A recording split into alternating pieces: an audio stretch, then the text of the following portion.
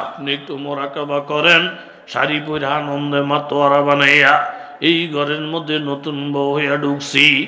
আবার যখন হায়াত ঘড়ির কাঁটা যখন সমান সমান হইয়া যাবে, কেউ আমাকে রাখতে পারবে না। মেয়ে মা বলে কানবি, যেই স্বামী তোমার দিকে তাকাইলে কলিজা ঠান্ডা হইয়া গেছিল, ওই স্বামী যেদিন তোমার মরা লাশটা দেখবি চিৎকার দিয়া অজ্ঞান হইয়া যাবে। এই ঘরের মধ্যে কান্না তুল ফিরে যাবে, এই ঘরের থেকে কান্নার আওয়াজ আসবে।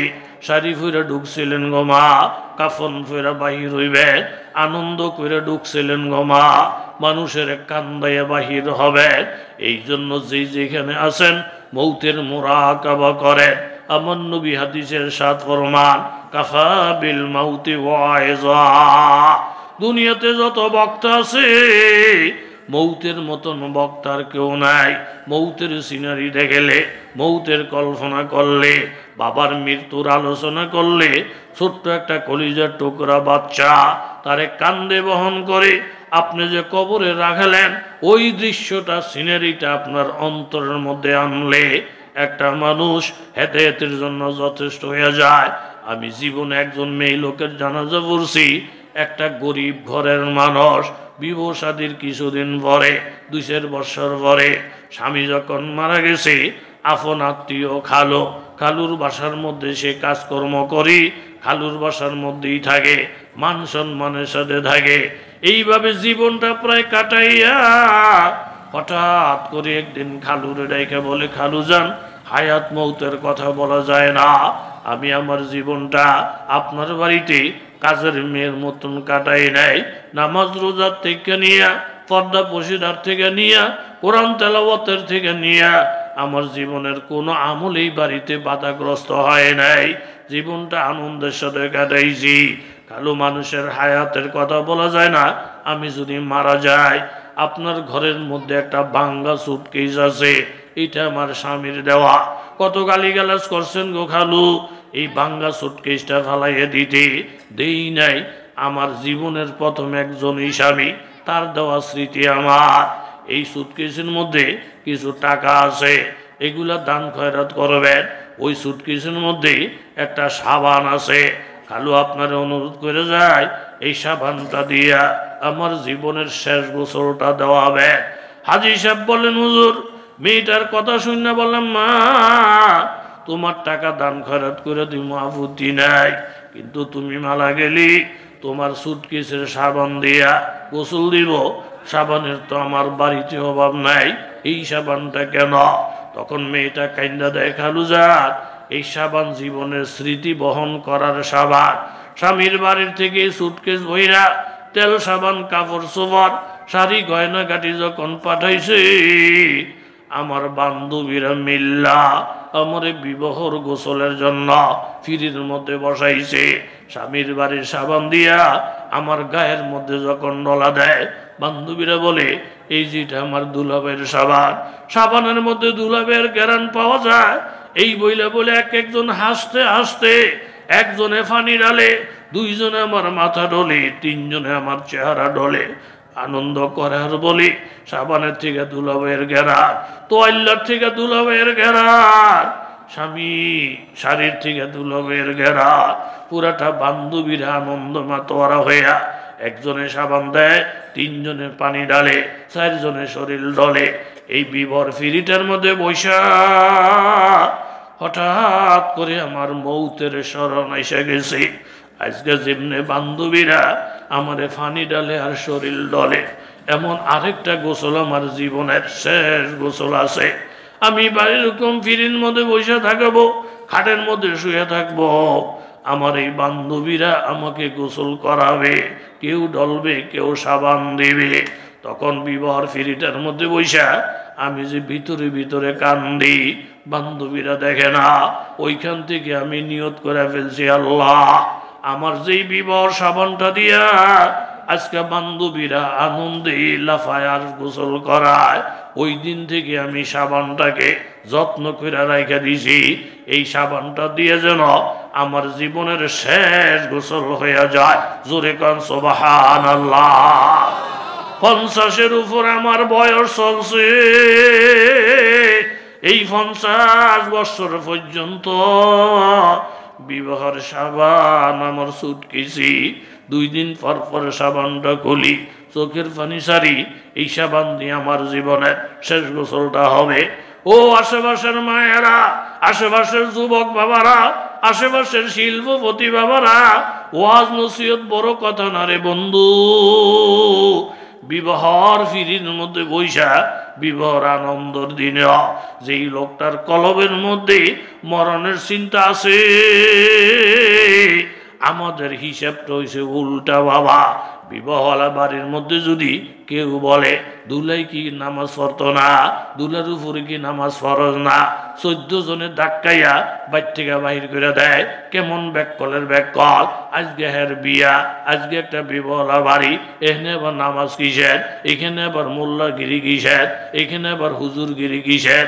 বাবা তুমি যে ড্যাম কিয়ার ভাব দেখাইলা, বিবাহর দিনও তো মানুষ মারা যায়, বাসর ঘরের দিনও তো মানুষ মারা যায়, ঈদের দিনেও তো মানুষ মারা যায়।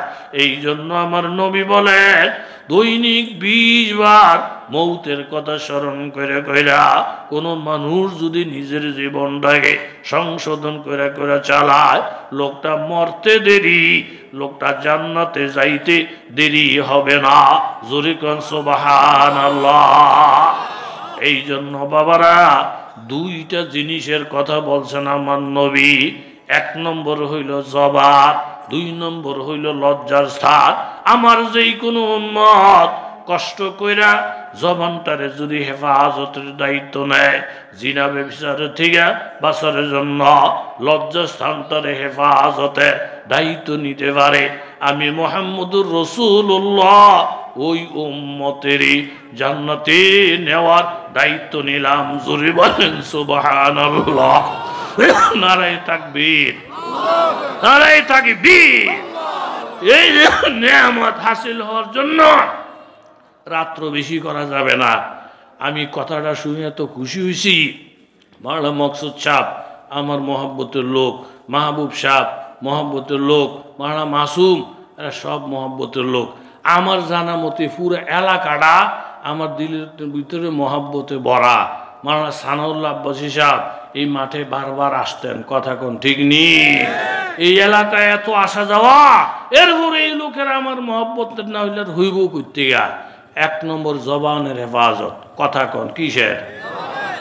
বেরি কান্দে, মাইসে আফা কান্দেন কা, ফেট ব্যথা, কয় না তোকে আনন্দ দেখে আমার দুঃখ লাগে, স্বামীটা খারাপ, শ্বশুর খারাপ, শাশুড়ি খারাপ, গোষ্ঠী খারাপ, তার জন্য কয় আফা আপনাকে জামাইবুর মধ্যে মিল নাই, কয় না আমার কাছে একজন হুজুর আছে, এই হুজুরের থেকে একটা তাবিজ দিলে আল্লাহ দিলে লাইলি মজনুর মহব্বতের ডক, আপনাকে মহব্বত বাড়বো।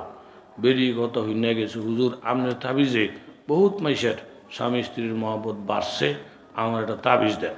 হুজুরকে মাগো কি সমস্যা, জামাই খারাপ আর কি, পহল খারাপ, ওর আরো শাশুড়ি ঢেয়ারি খোঁজখবর লইছি, আবু জাহেলের গোষ্ঠী। হুজুরকে মাগো সব দোষ খেয়াল, জামাইয়ের হৌরের হরির, আমার কোনো দোষ টোষ নাই।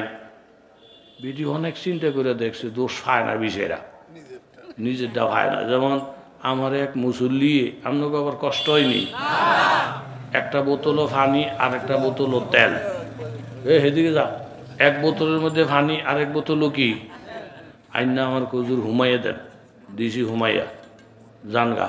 কজুর কুজুর কথা কইতাম, কি আমার ব্যাপারে, কয় না মসজিদের কমিটির ব্যাপারে, কয় না কার ব্যাপারে কথা, কজুর আল্লাহর ব্যাপারে। আল্লাহর ব্যাপারে কি কথা, কজুর না শুনলে কো রাগ, রাগডা লয়ে ঘুরতেছি, কারে কম আপনারা হুজুর মানুষ, আল্লাহ লোকে খাতিল আছে, আল্লাহ লোকে যোগাযোগ বাড়াইছে, আপনারা সারা আগল পাগল বুঝতো না। আচ্ছা কি আল্লাহর ব্যাপারে কি কথা, হুজুর ঘরটার মধ্যে অসুখ বিসুখ সারে না, আমি ভালো হইলে হোলাডারে ধরে, হোলাডা ভালো হলে মায়াডারে ধরে, যাইটা একটা সিধা করে লাইছ না, আল্লাহরে কুদুর জিগেইতেন আমি কি ভাব করছি, এমনি ডলতা শেখা। আমি আপনি কি ভাব করছেন, আমি কেমনে কমো, না হুজুর একেবারে বেশি খারাপ লাগে, ফাপ করি না কিচ্ছু না, এরপরে এত বিপদ। আমি আপনি কি ফাপ করছেন, বিচার আবার না নামাজ পড়েননি, গত শুক্রবার না পড়ে গেছি, আপনি তো পড়াইছেন। আরে গত শুক্রবার গেছে, কবে আরেক শুক্রবার এ বসে মাঝের দি, কয় হুজুর ইংরেজি কয়তে তারে সরাই যে রাত্রি মেলাতে ইংরেজি কয় ফিলিজ মিলিজ কিতা কিতা জানি কয়ে কয় হুজুর এই মাঝে দিয়ে আমাকে আব্বাইও পড়ছে না আমাকে গোষ্ঠী দিতেন না আমরা শুধু হুক্কুরবারে পড়ি এরকম হুক্কুরবারের কিছু লোক কথা কন আসেনি সপ্তাহের মধ্যে 6 দিনই নামাজ পড়ে না এরপরে ফাপ বিছেরা পায় না কি ফাপ করলাম কি ফাপ এরকম বালা বালা মানুষ আসেনি আরো কতটি সুর আছে আমগুলোকে মুসাফা করে কি ড্যাম কি আর বা হুজুর নামাজ পড়ে না রোজা খাই না সৎ করি সুদ খাই মদ খাই গাঞ্জা খাই নিশা খাই বহুত কিছু করি হুজুর কিন্তু বক্তার মধ্যে হাত দিয়ে কইতে পারবো নামাজ রোজা না পড়লে কি হয়েছে মা বাবারে ফিরাইলে কি হয়েছে হুজুর করে গাইলে কি হয়েছে কিন্তু এন থাপড়া দিয়ে বলতে পারবো হুজুর জীবনে কোনো ফাফের লোকে জড়িত নাই কোনো ফাফের মধ্যে আমরা নাই খারাপের মধ্যে আমরা নাই এ হারামি তুই যেদিন নাম কইছ সেদিন নাম কি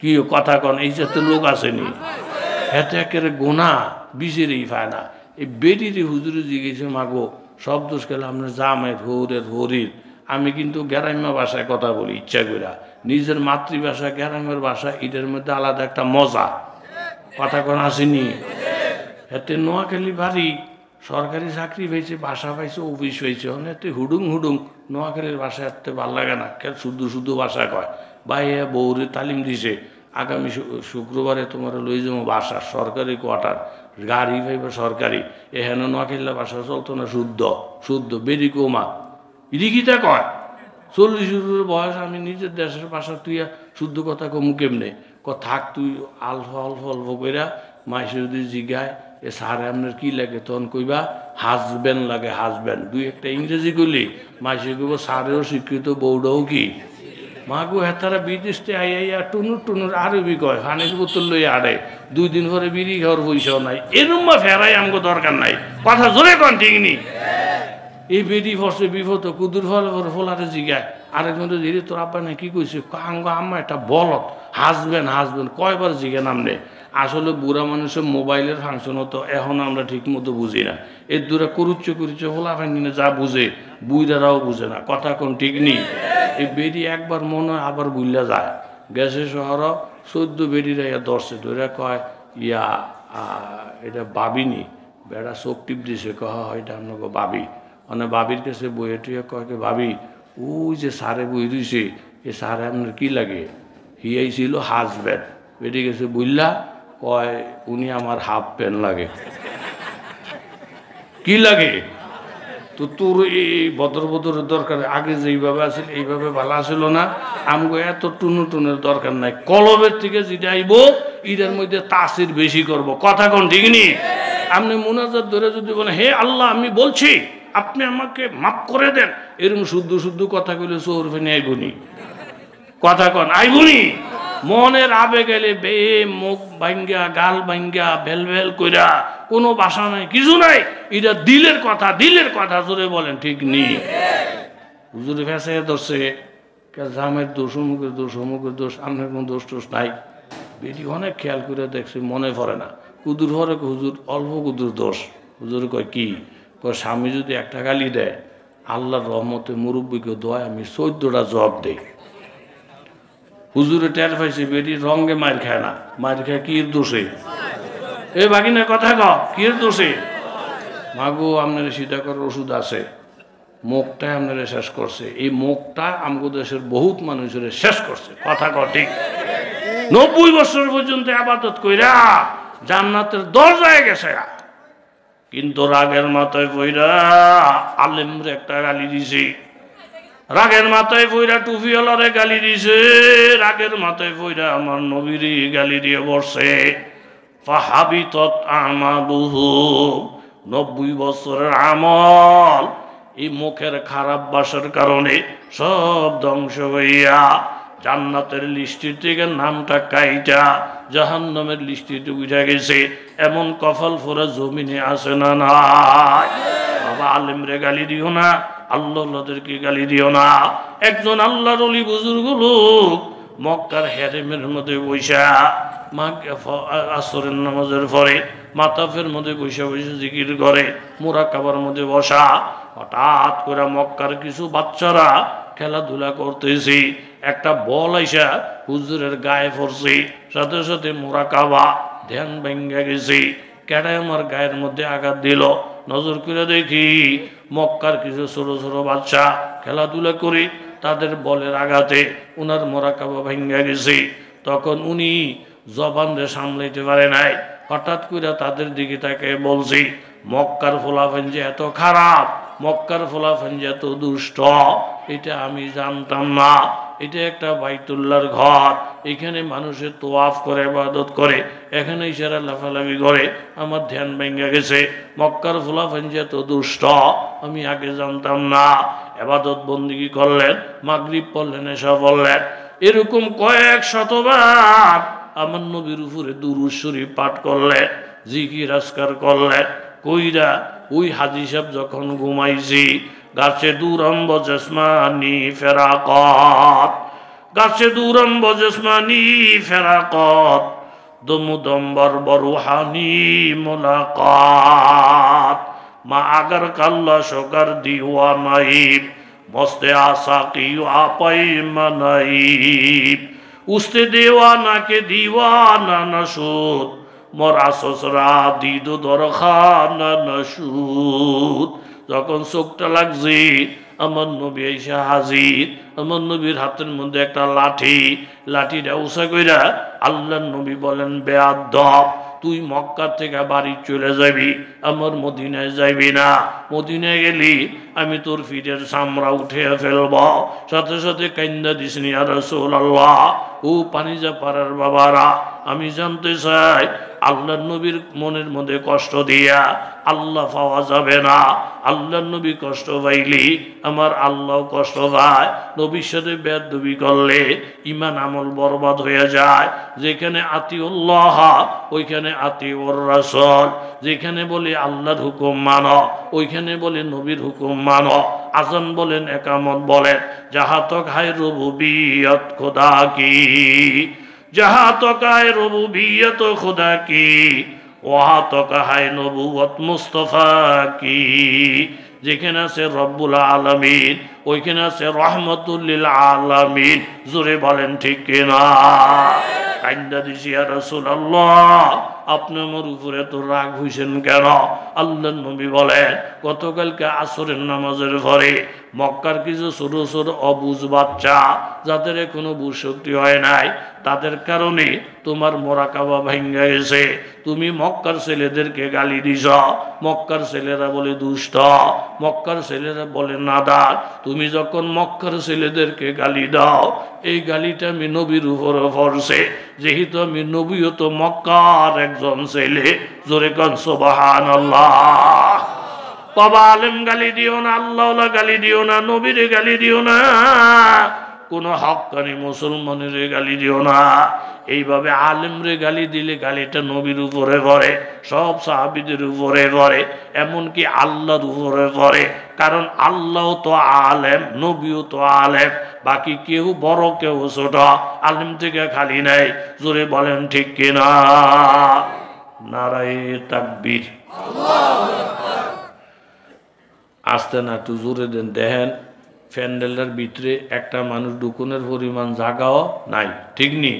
এই তকবিটা আস্তে আস্তে রাখ লাইটেন না, তকবিটা আস্তে আস্তে দিলে কিছু মানুষ গেছে গা বাইট গেছার কুলসুমের মাইকো কিও আপনি আইসেন কা কো মাহফিলও মানুষ নাই, মুনাজাত দিয়ে লেগেছি আই লেগেছি। এখন নারে তকবিরের ঠেলায় আপনারা আল্লাহ করে গইলে কুলসুমের বাহে বউর কাছে অপমান হইব নি? কি তো কথা কন না কা আপনি মৃত্যু কেন মাহফিলে বলে মানুষ দুনিয়ার মেশিটা আল্লাহ করে আল্লাহ করবো, যান যান যান যান মুনাজাত গিয়ে ধরেন, একটা সওয়াব পাইবেন। কথা কন ঠিক নি? দেন নারায়ে তাকবীর। কলিজা ঠান্ডা, নারায়ে তাকবীর। খালেস মানুষ এখানে, সতর্ক মানুষ। হুজুরে বললেন, কথা একবারে সংক্ষেপ করে লাই। হুজুরে বল, হুজুর মহিমরবিকে দোয়া, স্বামী একটা গালি দিলে আমি কড়া কই 14টা। হুজুরে টের পাইছে বেরি ফিটা খায় শুধু কি এর কারণে? থামান থামান, আপনার সিধা করার ওষুধ আছে। হুজুরে 1 বোতল পানি, সূরা কেরাত, তারপরে আয়াতুল কুরসি, তারপরে 33 আয়াত যা আছে এটি পরে পানিটা ফু দিছে, দিয়ে কইছে যে মা এই ফানি ফোড়াটা বাইট নিয়ে আলমারি তুইয়া তালা দিবেন। স্বামী যদি নিয়ে ঝগড়া স্টেট দিব, আপনি জব দিবেন না, এন থেকে ফোড়া ফানি মুখের মধ্যে দিয়া ছাইয়া থাকবেন। একটা ফোড়া ফানি যদি বাইরে পড়ে আপনি মরবেন। এক ফোড়া ফানি যদি ফ্যাটের ভিতরে যায়, বলেন কয়জন? কুদুর 5 জন, এই 5 জন মরব। এই ফানি ফোড়ার লোকে কোনো রকমের খেলা তামসা টাল্টি বাল্টি চলতো না। ওরও কঠিন ফানি পড়ে, এটা যে লড়াচড়া করে ঠাইট মরব। বেডি যত্ন করে আনছে, তো মহব্বত করে আনছে, আলমারি তুই বেড়া এজন ঝগড়া স্টার্ট দিছে, এনতে ফানি ফোড়া মোহ দিয়া চাইয়া রয়েছে, তারও খাইছত খারাপ। কত রকমের আলদায়া ফালদায়া গালি গালাস। বেডি একবার নিয়ত করে, আল্লাহ গো, মুখ তো আমারও আছে, জিহ্বা তো আমারও আছে, কিন্তু এখন যদি জবাবটা দিই, একটা ফোঁটা ফানি যদি বাইরে পড়ে আমি মরমু, এক ফোঁটা ফানি যদি ফেরের ভিতরে যায় 5টা ফোলা ফেন মরব। তার মনে যা চাই বলতে থাক, জবাব দিয়া নিজের ধ্বংস টাইনা আনবো না। আজকে স্বামীর কোনো জবাব নাই। দ্বিতীয় দিন যখন আবার ঝগড়া, এইভাবে ফানি ফোড়া মুখের মধ্যে জবাব নাই। তৃতীয় দিন আবার ঝগড়া, মুখের মধ্যে ফানি ফোড়া জবাব নাই। একে একে 3 দিন যখন এইভাবে বিবি খামোশ, কোনো জবাব দেয় না, হঠাৎ তার অ্যাকশন প্রতিক্রিয়া স্বামীর অন্তরের মধ্যে গিয়া লাগছে। স্বামী চোখের পানি ছেড়ে দিয়েছেন, বিবি আজকে এক 3টা দিন পর্যন্ত কত রকমের জুলুম অত্যাচার গালিগালাজের কথা তোমারে বলি, একটা কথার তুমি জবাব দাও না, মুখটারে চুপ করে বন্ধ করে শুধু শুনে যাও। তোমার এই 3 দিনের আমলে আমার দিলের ভিতরে একটা বুঝ এসে গেছে গো বিবি। তুমি যেমন জবানটারে বন্ধ কইরা আমার মনে কষ্ট দাও নাই, আমিও কানে ধরে তওবা করছি। এই জিহ্বাটা খরচ কইরা গালি দিয়া কথা বইলা তোমার মনে আঘাত দেব না। তুমি যেমন জবানটা হেফাজত করছ, আমিও হেফাজতের ওয়াদা করলাম। স্বামী স্ত্রী 2 জন জবানকে হেফাজতের যখন দায়িত্ব নিছে, আল্লাহর কসম ওই ঘরে আর ঝগড়া নাই, ওই ঘরের মধ্যে আর ফেতনা নাই। এই কথাটাই তো বাবা আমার নবী বলছে, জিহ্বাটারে হেফাজত কর, লজ্জাস্থানের হেফাজত কর। এই 2 গঙ্গ হেফাজত করার দায়িত্ব তোমার, আর তোমার জান্নাতে নেওয়ার দায়িত্ব আমার। জোরে কোন সুবহানাল্লাহ, নারে তাকবীর। এইগুলা অর্জন করতে হইলে বাবা মাদ্রাসা লাগবো, আলেম লাগবো, হক্কানি পীর মাশায়েখ লাগবো। আলাদা বসে বসে এগুলো শিক্ষা গ্রহণ করা যাইতো না। কথা কোন ঠিক নেই? এক যুবক যুবতীর পছন্দ করে, যুবকও সাহাবী, যুবতীও সাহাবী। আল্লাহু আকবার। বড় নেককার। 2 জনের দোয়া আল্লাহর কাছে কবুল হইছে। বিয়ার ডেট কোন? আজকে কিসের ডেট? 2 পক্ষের আত্মীয় স্বজন এসে হাজির, 2 পক্ষের আত্মীয় স্বজন ভরা। ইজাব হয়ে গেছে, কবুল হয়ে গেছে। তুমি আমার বিবি, আমি তোমার স্বামী। 2 জনের মনের আশা পূর্ণ।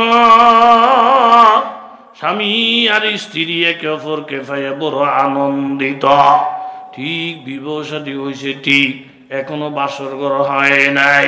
হঠাৎ করে একজন মানুষ পাগলের বেশে দৌড়ে আর বলে, আল জিহাদ ফি সাবিলিল্লাহ। এই বিবল বাড়িতে কারা আছো? অমুক জায়গায় আল্লাহর নবীর সাহাবীরা মার খায়, কুরআন অপমান হইয়া যায়, ইসলামের বিরুদ্ধে নবীর দুশ্মনেরা, কাফের মুশরিকেরা পঙ্গপালের মতো হুমরি খেয়ে আসে নবীর বিরুদ্ধে যুদ্ধ করার জন্য। এই বাড়ির মধ্যে এমন কি আছো? কোরআনের পক্ষে তলোয়ার, নবীর পক্ষে তলোয়ার, মুসলমানের পক্ষে তলোয়ার ধরবা। যদি থাকো ঠিকানা বইলা দিলা, আসর ফিরে নবী বাহির হবে, তাড়াতাড়ি করে নাম লেখাও, সুযোগ হাতছাড়া করো না। জোরে কোন সুবহানাল্লাহ। তাইলে কথাটা শুই না, যুবক যুবতীর নিয়া নীরব জায়গায় পরামর্শটা খেলে বললেন, বিবি আল্লাহ নবীর সাহাবীরা মার খায়, কোরআন অপমান হয়ে যায়। জানো তোমার জন্য আমি কত পাগল, আমি তোমার জন্য কত পাগল, তুমি আমার জন্য পাগল। বিবু সে বাসর ঘর বাগি, আল্লাহ নবী অমুক জায়গায় জেহাদে যাবে, এখন কি করা যায়? কথাটা শোনার সাথে সাথে বিবি বললেন, স্বামী গো আমার পরামর্শ হইল আগে জেহাদ, আগে দিন, আগে শরীয়ত, আগে কোরআন, এরপরে হলো দাম্পত্য জীবন। স্বামী আপনি জেহাদে চলে যান, আমি একটু দোয়া করি, আপনি আমিন আমিন বলেন। বিবি দোয়া করলেন, আল্লাহ স্বামীর তলোয়ারের শক্তি বাড়িয়ে দাও, মনোভাব বাড়িয়ে দাও, মুসলমানদেরকে বিজয়ের পতাকা উড়াইয়া আমার স্বামীকে আমার দরজায় পৌঁছাইয়া দাও। জোরে কোন সুবহানাল্লাহ। এইদিকে আরেকজন মেয়ে লোক একটা বাচ্চা কোলের মধ্যে নিয়ে মসজিদের দরজায় দাঁড়ায় দাঁড়ায় বলে, নবীর সাহাবীরা আমার নবীকে সালাম জানাও, আমি একজন বিধবা নারী, নবীর সঙ্গে কথা বলতে চাই, আমার কথা নবীরে শুনতে বলো। আল্লাহ নবী আসলেন, মা আপনি এই মুহূর্তে আমি ব্যস্ত কেন রাখছেন? ইয়া রাসূলুল্লাহ, আজকের জিহাদে নবীর সঙ্গে যোগ দেওয়ার জন্য এমন একটা ঘর নাই যেই ঘর থেকে কেউ না কেউ মসজিদের মধ্যে আইসা নাম লেখায় না। একমাত্র বাদ ফিরে গেছি আমার ঘর থেকে আজকে কেউ আসার মতন নাই। আমার স্বামী এক জিহাদে শাহাদত বরণ করছেন, আমার ছেলে আরেক জিহাদে শাহাদত বরণ করছেন, এখন আমার ঘরটা খালি, কিন্তু মনটা মানে না আমার নবীর সঙ্গে আজকে কি তলোয়ারটা ধরবে। এই শিশু বাচ্চাটা ছাড়া ঘরের মধ্যে আর কেউ নাই। আমি আমার বাচ্চাটা নিয়ে আসলাম, নবী আমার বাচ্চাটারে জিহাদের জন্য কবুল করবে। নবী বললেন, মা তোমার কথাটা শুই না আমার চোখে পানি এসে গেছে। এই শিশু বাচ্চা জিহাদে নিলে কি লাভ? সে তো ভাও বোধ কিচ্ছু বুঝবে না, কোনো রণকৌশল তার জানা নাই, ওই বয়সও তো তার হয় নাই। এই লোকটা বলে, ইয়া রাসূলুল্লাহ আমি জানি তলোয়ার ধরার বয়স হয় নাই, আমার ছেলেটাকে নিয়ে নবীজি পায়ের কাছে শোয়াইয়া রাখবে। কোন কাফের যদি তীর মারে, পাথর মারে, আঘাতের জন্য কিছু মারে, ওই তীরটা নবীর দেহে আসলে, পাথর নবীর দেহে আসলে নবী রক্ত মাখা শরীর হয়ে যাবে, নবীজি আহত হয়ে যাবে। কেউ তীর মারলে, পাথর মারলে আমার শিশু বাচ্চাটা আল্লাহর নবী সামনে ধরবেন, তীরের আঘাত, পাথরের আঘাত আমার বাচ্চার গায়ে লাগবে, বাচ্চার শরীরটা ঝাঁঝরা ঝাঁঝরা হয়ে যাবে, আমার বাচ্চা শহীদ হয়ে যাবে, বিনিময়ে নবীজি বাচ্চা যাবে।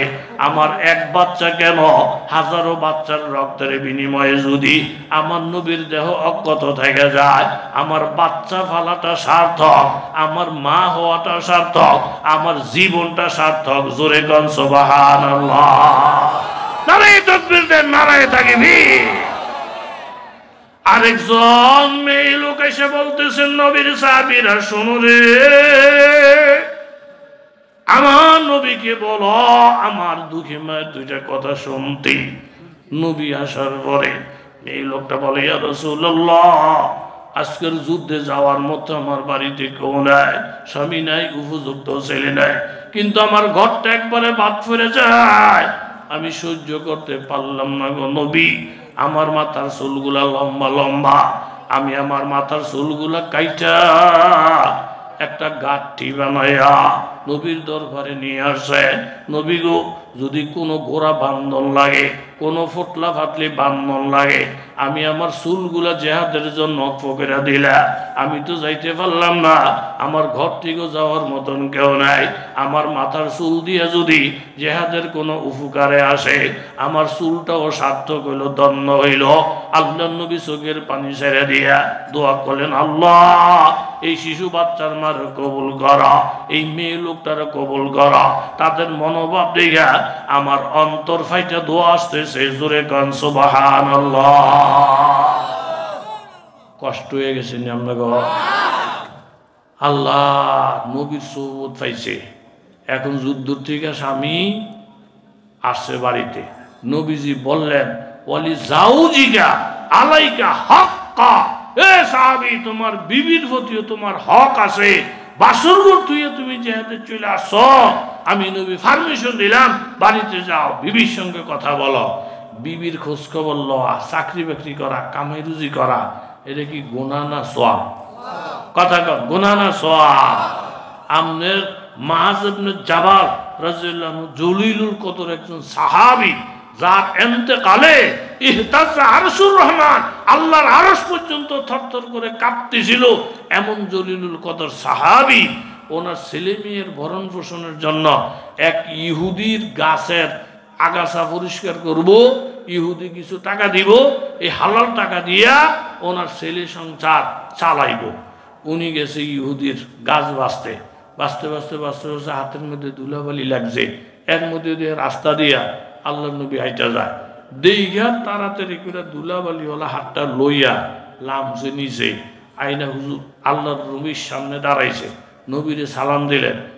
কাকা উঠলে তো আমি মুনাজাত দিলাম, আমার তখন একটা অনুভব হয় যে বোধহয় আগে কষ্ট হয়, কারোর কষ্ট কি তো ইয়া আর কুদুর কমুনা দোয়া করে লইতাম, মুনাজাত ধরে লইতাম। আল্লাহ আমরা সবাই কবুল করেন, তৌফিক দেন। কি কইবেন কন, জোরে কন, আমিনের মধ্যে থাকেন, আরো জোরে বলেন, আরো জোরে বলেন। আল্লাহ তৈলি সাহাবি নবীর সালাম দিলেন, নবী সালামের জবাব দিছে, দেওয়ার পরে নবী যে হাত বাড়াইলেন, মাছ চলো মুসাফা করি, তুমি মাছ ধরেন হাত বাড়ায় না, টাইনের দিকে রাখে। নবী বলেন মাছ তুমি আমার সাথে মুসাফা করবা, দুই মুসলমান হাত মিলে মুসাফা করলে দোনো মুসলমানের সগীরা গুনাহ মাফ হয়ে যায়। জোরে কর সুবহান। মাছ নবীর সাথে মুসাফা করবা, হাত কেন পিছনে পিছনে টানো। মাছ বলেন ইয়া রাসূলুল্লাহ, আমার দুই হাতের মধ্যে ধুলাবালি ময়লা, এটা কোনো যুদ্ধের ময়দানের ময়লা না, এটা কোনো জিহাদের ময়দানে গিয়া ধুলাবালি লাগাইছে এমন না, মসজিদের কাম করে ধুলাবালি লাগাইছে এমন না, ফ্যাট ফালার কাপ, ফ্যাট পূজার কাপ, আরেক ইহুদির বাড়িতে কামলাগিরি করছি নিজের ফ্যাট কাপা ফালার জন্য, দুনিয়ার কামের জন্য। মাছ মনে করছি এটা কোনো সোয়াব না, ইহুদির কাম করতে গিয়া দুই হাতের মধ্যে ধুলাবালি লাগাইছি। এখন ধুলাবালিওয়ালা হাতটা যদি নবীর হাতের সাথে মিলায়, আমার নবীর হাত কত সুন্দর, আমার নবীর হাতের থেকে মেশক অম্বরের ঘেরা, আমার নবীর শরীরের থেকে মেশক অম্বরের ঘেরা। কাফের মুশরিকরা পর্যন্ত বলা বলি করত এই রাস্তা দিয়ে মোহাম্মদ গেছে। আরেকজন জিজ্ঞাসা বুঝলেন কেমনে, বলে মোহাম্মদ যদি কোনো রাস্তা দিয়ে হাইটা যায় অন্তত সপ্তাহ 10 দিন পর্যন্ত ওই এলাকাটার মধ্যে শুধু মেশক অম্বরের ঘেরাম ছড়াইতে থাকে। এই গত পরশু দিন বুখারী শরীফ পড়াইছি মাদ্রাসার মধ্যে 14 ফারাত। একজন সাহাবী বলে আমার খালা আম্মা আমাকে নিয়ে নবীর দরবারে গেছে, গিয়া বললেন ইয়া রাসূলুল্লাহ আমার এই বোনফুটটা সব সময় অসুখ বিসুখ লাগিয়া থাকে, নবী গো আমার বোনফুটের জন্য দোয়া করে। তখন আল্লাহর নবী ওই বাচ্চাটারে কাছে নিয়ে নবীর রহমতের হাত ওই সাহাবীর মাথার উপরে ঘুরাইছেন। যেমন নোয়াখালী এলাকায় আসলে অনেকে বলে হুজুর আর একখানা হুসি দেন, হুসি দেন, কন্যা আপনারা হুজুর আর একটা হুসি দেন, হুসি দেন, এটা কিন্তু বুখারী শরীফের মধ্যে আছে। তখন আল্লাহর নবী নিজের হাত আমার মাথার মধ্যে মুছা দিয়েছে, চুলগুলা নবীর হাতে লাগছে। আল্লাহর নবী শুধু হাত মুছাইয়া দিছে। ওই সাহাবী বলেন বর্তমানে আমার বয়স হচ্ছে 94 বছর, আমি যে রুগী, আল্লাহ নবীর বরকতি হাতের মোছা লাগার পরে বর্তমানে আমার 94 বছর চলতেছে, কিন্তু আল্লাহর কসম নবীর হাতের মোছার বরকতে এই 94 বয়সের বুড়া মানুষ আমি, কিন্তু আমার শরীর, আমার চেহারা, আমার দাঁত, আমার নাক, আমার কান ওই এখন থেকে মনে হয় আমি যেন 25 বছরের একজন যুবক। আগে যা দেখছি এখন তা দেখি, আমার দেখে কেউ বলতে পারে না আমার বয়স যে 94 বছর। এটা একমাত্র আমার নবীর মুসার বরকত। জোরে কোন সুবহানাল্লাহ। এই বুখারী শরীফে ওই পৃষ্ঠাটার মধ্যে আরেকটা হাদিস আছে, নবীর সঙ্গে সাহাবীরা সফরে বাইর হইছে, পথের মধ্যে গিয়া নামাজের টাইম, সাহাবীরা বলে ইয়া রাসূলুল্লাহ আমরা এখন ওযু করবো, নামাজ পড়বো, কোনোখানে তো পানির খবর নাই। নবী বললেন পানির কোনো বর্তন তোমার সাথে আসেনি। একজন সাহাবী বললেন রাকওয়াতন, একটা চামড়ার বর্তন আছে, অল্প একটু পানি। নবী বললেন ওই চামড়ার বর্তনটা আমার কাছে দাও। দেওয়ার পরে আল্লাহ নবী একটা হাত চামড়ার বর্তনটার মধ্যে রাখলেন, 5টা আঙ্গুল পানির মধ্যে ভিজিয়ে রাখলেন। সাহাবীরা বলেন আল্লাহ নবী আঙ্গুল পানির মধ্যে ভিজানোর কারণে 5টা আঙ্গুল দিয়া এইভাবে পানির ফোয়ারা বাইতে আরম্ভ করছে। আমরা 80 জন সাহাবী ওযু করলাম, এরপরে পানি আগের মতোই দেখা যায়। সুবহানাল্লাহ। এমন নবী পাইয়া তার ফাও নাই রে বাবা।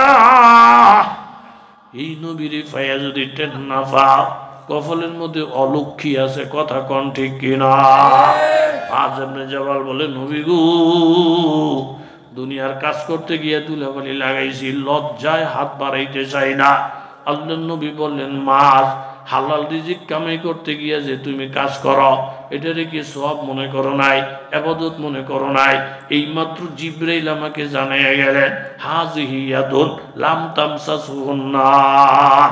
নবী গো, মাছ ইবনে জাবাল দুনিয়ার কামাই রুজি করাটারে বেশি একটা ভালো মনে করতেছে না, সওয়াব মনে করতেছে না।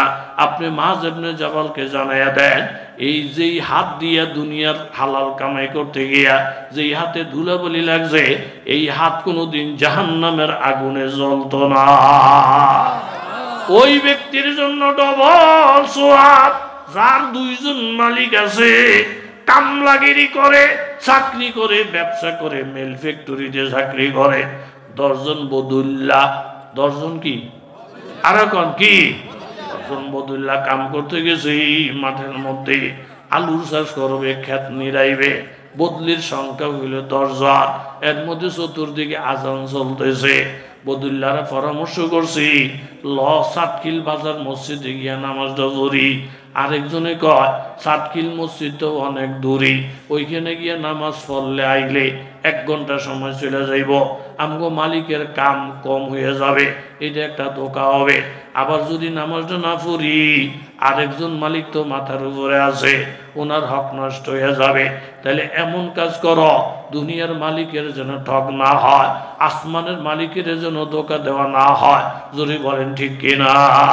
তখন পরামর্শ করলে সমস্ত জমিন রে তো আল্লাহ ফাঁক বানায় দিছি, চলো আজকের নামাজটা ক্ষেতের আইলের মধ্যে পড়ি, পাহাড়ের পাদদেশে পড়ি। একজনে আজান দিছে, একামত দিছে। এরকম সুন্দর টুপি নাই, জামা নাই, কাপড় নাই, কারো পরনের মধ্যে লুঙ্গি, কারো পরনের মধ্যে গামছা। একমাত্র দুনিয়ার মালিকেরও ঠকায় নাই, আমার মাবুদেরও ধোকা দেয় নাই রে। একজনে আজান একামত দিয়া ওই ক্ষেতের আইলের মধ্যেই নামাজ শুরু করে দিয়েছি। আমার আল্লাহর ভয়ে আল্লাহ তাআলা ফেরেশতাদেরকে ডাইকা বলেন, এই হাদিসটা আবু দাউদ শরীফের মধ্যে আছে, আবার বুখারী শরীফের মধ্যে আছে। আল্লাহ ফেরেশতাদেরকে ডাইকা বলেন, দেখো 2 মালিকরে কেমনে খুশি রাখছে। দুনিয়ার মালিকেরে ঠকায় নাই, আমারও ঠকায় নাই। শরীরের মধ্যে ধুলাবালি দেখা যায়, কাপড় চোপড় ময়লা দেখা যায়, মাথার মধ্যে টুপিটা বানায়। ও ফেরেশতারা সাক্ষী হয়ে যাও, তাদের প্রত্যেকটা রাকাতের বিনিময়ে, প্রত্যেকটা রুকু সিজদার বিনিময়ে আমি আরো 50 গুণ বাড়াইয়া তাদের জন্য আমি ডবলের থেকে 50 গুণ সওয়াব বাড়াইয়া দিয়েছি। জোরে কান সুবহানাল্লাহ। বাবু রাইল গরব, এটা হাদিসের মধ্যে বাবুই আছে। তাইলে গৃহস্থী করতেছেন আপনি, হালাল কামাই করতেছেন, এটাও তো ইবাদত, ইবাদত, ইবাদত। জোরে কোন ঠিক নেই? খাইচ্ছত ভালো হইলে গরিব হইয়া রিক্সা চালাইয়াও আল্লাহর ওলি হওয়া যায়। কথা বলেন ঠিক কিনা? রাত্র 20,000 বাড়তাম না, সাধারণ মানুষ ওলি, গাছতলে বইরিছে বাইজিত। কথা কন কেডায়? জোরে কন। পূর্বের থেকে একটা ফাঁকি ফাঁকানা কইরা কাপড়টা লেসে নষ্ট কইরা, মনের মধ্যে দুঃখ এসে ফাঁকিরি দুনিয়ার জায়গা তুই আমার কাপড়ও ফাঁকানা করলি। বুলি করে থাকলে মাপ, ইচ্ছে করে মাপ ছেলে মাপ। আর যদি বাদুরি কর, তোর লোকে বুঝা ফেরার ক্ষমতা আমার। কথা কন আছে না নাই? ছেলে এসপি হয়েছে, ডিসি হয়েছে, বাইরে গেছে বুড়ো হইয়া, কথা কথা বাইরে হাত তোলে, কথা কথা বাইরে গালি দেয়। বাইরে কুকিরি ভূত, তুই আমার ঘর অস নাই, আমি তোর বাপ না, আমার তুই ডরাস না। তোমারে ডরানোর টাইম আছে নাকি? তোমারে ভিডিও যদি বর্তাও বানাই এলাই, আমগো বিরুদ্ধে মামলা দিতে গেলে লইতো না। আমি ডিসপি, আমি এসপি, আমি ফোন দিলে সব সার সার সার সার করে কাঁপবো। এতে মনে করছে বাবা বুড়ো হইয়া হচ্ছে গেছে, দুর্বল হয়ে গেছে। কিন্তু কপাল ভরা ডিসি এসপির জানা নাই আমি যে বাপের ঘরে হইছি, বাপ যত বুড়া হোক, বাপের দুইটা হাত যদি আমার বিরুদ্ধে উঠায়, আমি শিল্পপতি হইল, ধ্বংস হইতে মিনিটের সময় লাগবে না। কথা জোরে বলেন ঠিক কি না? ফাঁকির জবান খুলে গেছে। ফাঁকি কয়ে, মুন্সি বাইজি তুমি আমার ধমক দাও, কি করতে পারবা? তুমি 5 হাত লাভ দিলে আমি 50 হাত, তুমি 50 হাত, আমি 500 হাত। আমারও তোর ক্ষমতা নেই, আমার ফাঁকা আছে, তোমার কি নাই? কথা কোন কি নাই? আমার ক্ষমতা আছে, অস্ত্র আছে, জনবল আছে, জনসমর্থন আছে। তুমি মুন্সি মানুষ, তুমি বুইরা মানুষ, তোমার কিচ্ছু নাই। বাইজিদের জবান খুলে গেছে। ফাঁকিরি ফাঁকার বাহাদুরি দেহাস, ইমানের বাহাদুরি নজরে পড়ে না, বুজুর্গি নজরে পড়ে না। মনের দুঃখে যখন বদ নজরে ফাঁকির দিকে তাকাইছে, জল্লা ফুরে ছাই হয়ে পাখি পড়ে গেছে। আল্লাহ ওলাদের এই কারামত শক্তি আছে না নাই? বাহের লোকে মান লোকে বাহাদুরি করবেন মিয়া, ধ্বংস হয়ে যাবেন।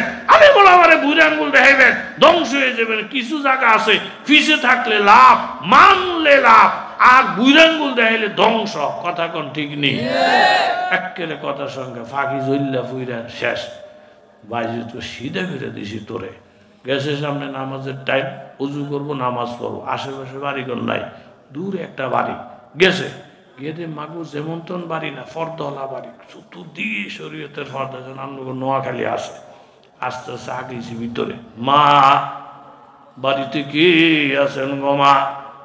আমি একজন মুসাফির, উজু করবো, নামাজ পড়বো, একটু পানির ব্যবস্থা করে দাও। ভিতর থেকে জবাব নাই। আবার ডাকলেন, জবাব নাই। তৃতীয়বার সাউন্ডটা বাড়াইয়া, মাগু এমন একজন মুসাফির দরজায় দাঁড়াইছে গো মা, বেয়াদবি করলে পরিণাম হবে অত্যাধিক ভয়াবহ। ধমকটা যখন দিছে, ওই আওতা বেড়ার নিচে দিয়ে এক বদনা ফানি ধাক্কা দিয়ে সামনে দিয়েছেন, দিয়ে কর নেন নেন বাইজি হুজুর, এই যে আপনার উজুর ফানি। আপনি প্রথম জন ডাকছেন পানির প্রস্তুতি, দ্বিতীয় ডাকে পথের মধ্যে, তৃতীয় ডাকের পর পানি ফুসে দিছি। আপনি রাগ হইছেন না বুঝা। মুসাফিরের সেবা খেদমত করা আমগো খানদানের বৈশিষ্ট্য। আমরা মুসাফির ফাইলে খেদমতের জন্য পাগল, খাওয়ানোর জন্য পাগল, ইজ্জত করার পাগল। এটি আমগো দেশ আল্লাহ দিলে আসেনি? কথা কন ইনশাল্লাহ থাকবো। রহমত মুরব্বীদের দোয়ার বরকত। কথা কন ঠিক নেই? দেন বাজি দুজুর রজু করেন, নামাজ পড়েন, রাগটা একটু কমাইয়া ফেলেন। আর ভালো করে জানেন এটা একটা মানুষের বাড়ি, ফাঁকি মারার কেরামতি বাড়িতে চলবে না।